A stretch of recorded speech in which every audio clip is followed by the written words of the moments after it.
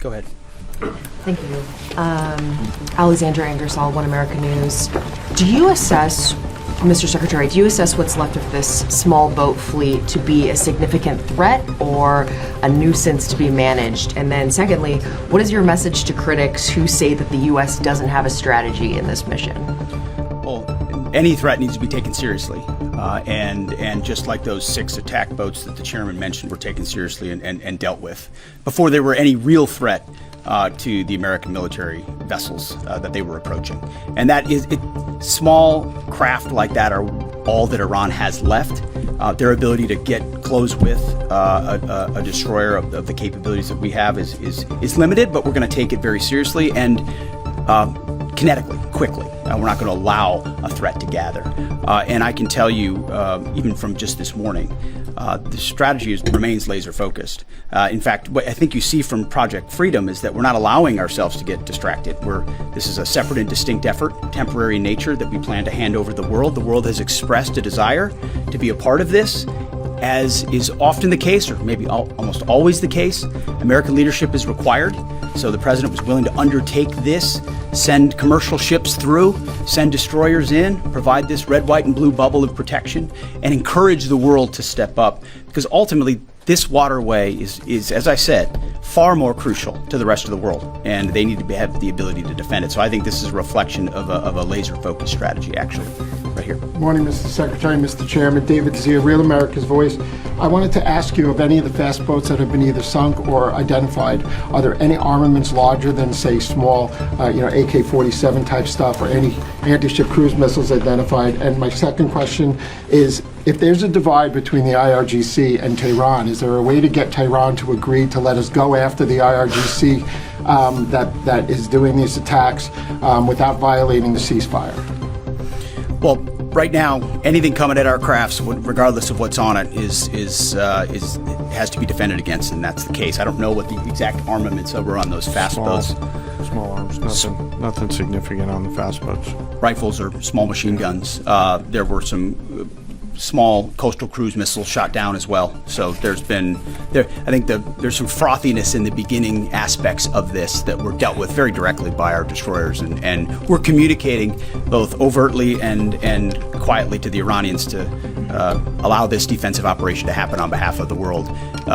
There are some actions the IRGC takes sometimes that are outside the bounds of what maybe Iranian negotiators would like. That's their job to rein that in and ultimately create a condition for a deal, right? That's not something I talked about in these remarks, but that's happening in real time. Iran has an ability to make that deal, but what we're demonstrating with Project Freedom is they don't control the strait.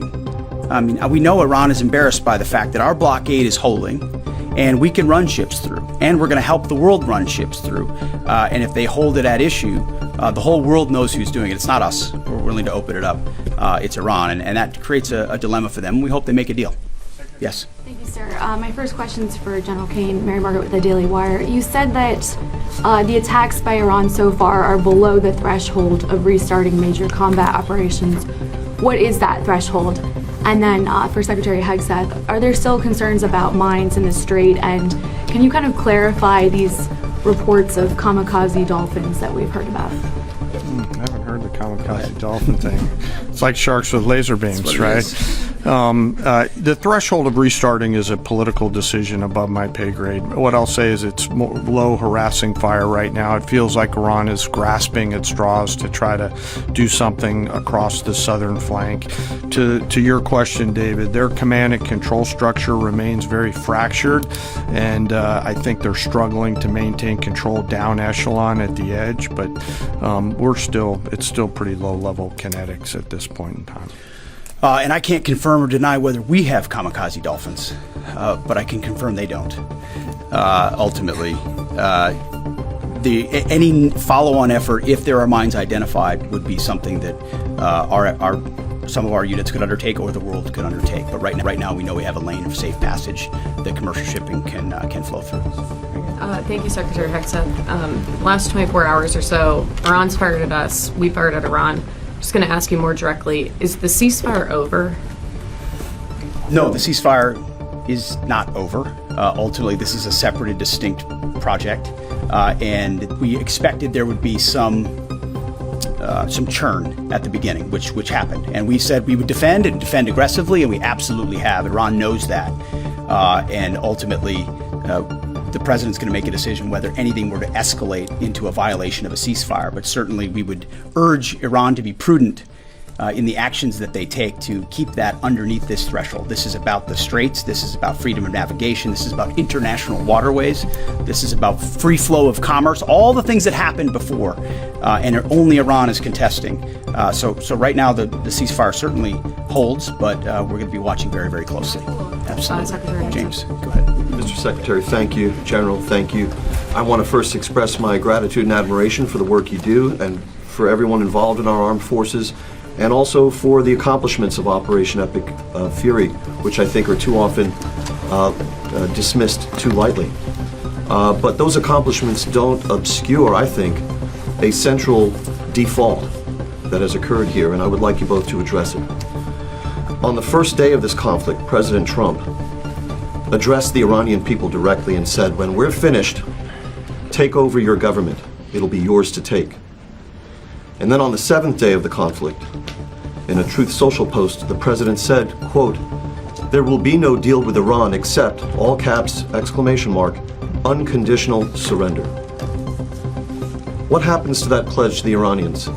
And when did the president decide to capitulate on his demand for unconditional surrender? James, I wouldn't, you started out nicely, but you ended exactly where we knew you would end. The president hasn't capitulated on anything.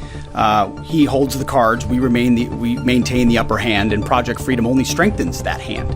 And so he will ensure that whatever deal is made or whatever end state is reached creates ensuring that Iran never has a nuclear weapon, which is number one, and he's been focused on that, and the deal and discussions are centered on that. And what the Iranian people take advantage of after the fact is up to them, and he's been very clear about that. And maybe you do it now, maybe it happens later, but ultimately he's also been clear, we're not going to entangle this into some nation-building project. Our objectives are clear. They've been pursued from day one. Hopefully the Iranian people take advantage of that, because they're being taken advantage of by this regime. As you know, 45,000 Iranians, innocent Iranians, killed before the outset of this. That's what this government does, kills their own innocent civilians. Getting out from underneath that is going to be a challenge of the Iranian people, and we certainly hope they take advantage of that. Thank you. Can I have one follow, please? Go ahead. Everybody else one follow. follows directives. Go ahead. Thank you, Mr. Secretary. Can you share any information regarding the South Korean ship that was reportedly hit by Iran? Is Seoul in contact with the U.S. military about it? And is there any indication that they would heed Trump's call made on social media to join Project Freedom? We hope so.